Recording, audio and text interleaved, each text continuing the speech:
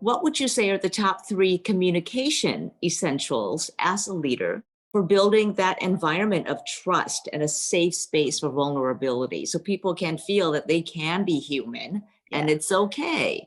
The first thing I would say is you have to share information and you have to share it often. Um, One thing that I think we had to address was people believing that information is power. Hmm. And, in a hierarchical structure where the only people with the knowledge are the people at the top, and we hold on to the power of the data and we distribute it kind of as needed. What you find is that's not trust building. Communication is one of the hallmarks of building trust.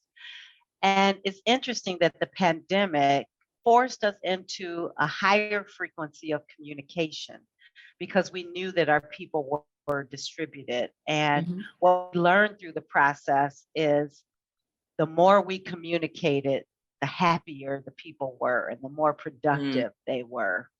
So we actually created a bi-weekly cadence of all staff meetings on Zoom, which we will continue. It's very highly regarded. They're 45 minutes. It doesn't have to be forever. 45 minutes, all staff with a very succinct agenda that's Hmm. about information sharing, making sure that everyone feels connected.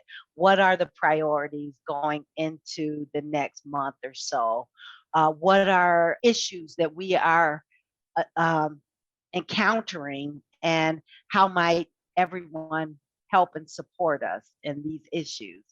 But before the pandemic, after I think New England won the Super Bowl, Hmm. I was driving into work and I heard this announcement about how many huddles New England had conducted on the field as part Hmm. of their win.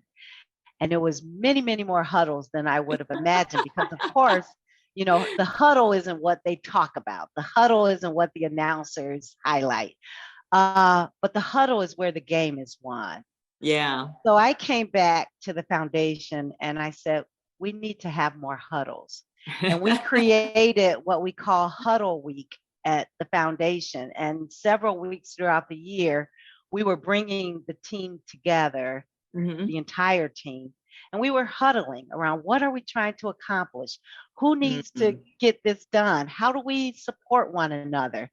And those huddles that were maybe quarterly before the pandemic became 45-minute weekly, bi-weekly Hmm. huddles. And it just is the glue now for how Huh. we stay together in this distributed virtual space.